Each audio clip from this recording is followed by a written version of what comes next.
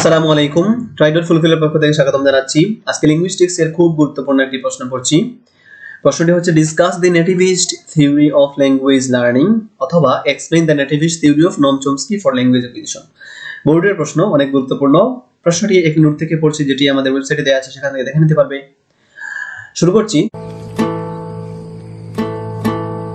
প্রথমে এখানে short point দেওয়া আছে যে আমাদের প্রশ্নটির উত্তর এর যে প্যারাগুলো রয়েছে সেগুলোর সংক্ষিপ্ত পয়েন্ট, এগুলো দ্বারা আমরা পুরো প্যারাগুলো মনে রাখতে পারবো। প্রথম প্যারাটা চমস্কিকে নিয়ে, তারপরে হচ্ছে নেটিভিস্ট থিওরির ব্যাখ্যা, তারপরে লেডের ব্যাখ্যা, টিজি গ্রামারের ব্যাখ্যা, হিউজি গ্রামারের ব্যাখ্যা, উইকনেস অফ দ্য থিওরি, এই থিওরির লিমিটেশন। ওকে, তো সংক্ষেপে নেটিভিস্ট থিওরি বলতে বোঝায় নেটিভদের থিওরি। নেটিভ বলতে বোঝায় একটা ভাষার যে স্থায়ী বক্তা রয়েছে, স্পিকার রয়েছে, তারা হচ্ছে নেটিভ। যেমন বাংলা ভাষায় নেটিভ হচ্ছে আমরা, ইংরেজি ভাষার নেটিভ হচ্ছে ইংলিশরা, মার্কিনীরা, অস্ট্রেলিয়ানরা, এরকম প্রত্যেক ভাষার নেটিভ রয়েছে। তো একজন মানুষ তার সহজাত প্রকৃতির মাধ্যমে তার নিজের ভাষাটা সে শিখে ফেলে, এটাই হচ্ছে নেটিভিস্ট থিওরি এর কথা। আমরা এখানে পড়ছি, Noam Chomsky, the father of modern linguistics, develop the nativist theory of language learning. তো নোম চমস্কি সম্পর্কে আরেকটা প্রশ্ন রয়েছে আমাদের, কন্ট্রিবিউশন অফ চমস্কি, সেখানে তার সম্পর্কে বিস্তারিত আলোচনা জানতে পারবে। এখানে শুধুমাত্র এটা বলা হয়েছে যে তিনি হচ্ছেন ফাদার অফ মডার্ন লিঙ্গুইস্টিক্স। এটা গুরুত্বপূর্ণ প্রশ্ন ব্রিফের জন্য। তিনি নেটিভিস্ট থিওরি এর তত্ত্বটা দিয়েছেন। It is also known as innate theory, rationalist theory, innatist theory, mentalist theory. তো নেটিভিস্ট থিওরি এর অনেকগুলো নাম রয়েছে, সেগুলো এই যে innate theory, innatist theory, rationalist theory, mentalist theory, সবগুলোই একই theory. Okay, Nativist theory argues that humans are biologically programmed to achieve knowledge. Nativist theory এর বক্তব্যটা হচ্ছে মানুষরা বায়োলজিক্যালি, জন্মগতভাবে অথবা জীবগতভাবে তার মধ্যে ভাষা অর্জনের একটা ক্ষমতা দেয়া থাকে অথবা প্রোগ্রাম সেট করা থাকে তার ভিতরে। It contradicts behaviorist theory which vends language as a set of habits. Behaviorist theory বলতে আরেকটা থিওরি রয়েছে, সেটা সম্পর্কে একটা লেকচার আমাদের চ্যানেলের মধ্যে রয়েছে।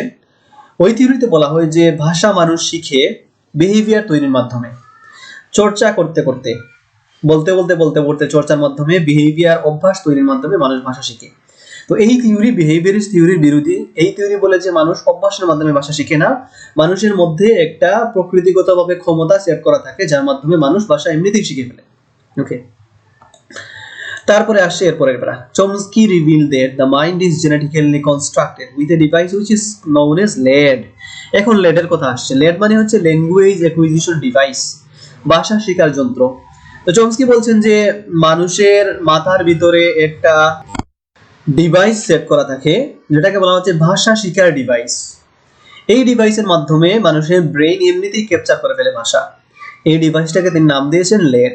Okay. The lead preserves knowledge of grammatical rules which is common to every language.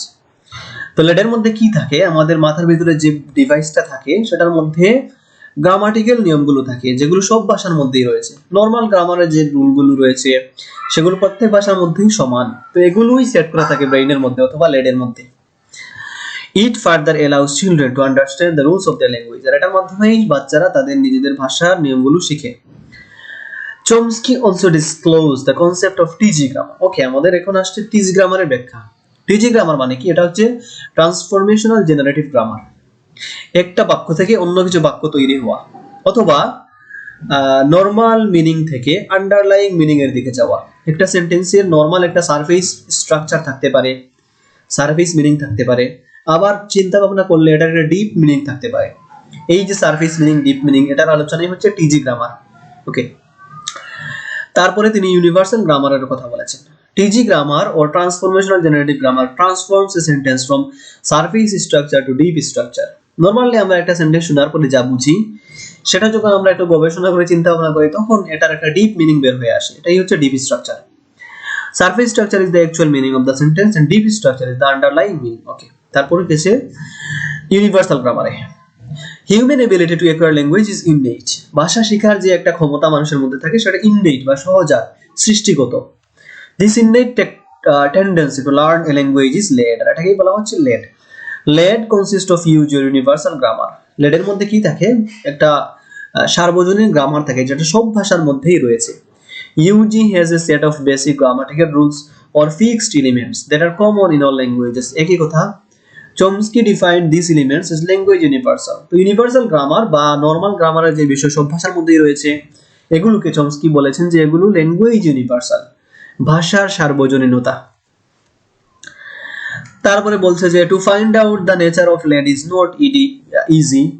ল্যান্ডটার প্রকৃতি বৈশিষ্ট্য এগুলো খুঁজে পাওয়া খুবই কঠিন, এগুলো খুব সহজ না। It is the weakness of nativist theory, এটাই হচ্ছে এই থিওরির উইকনেস বা দুর্বলতা।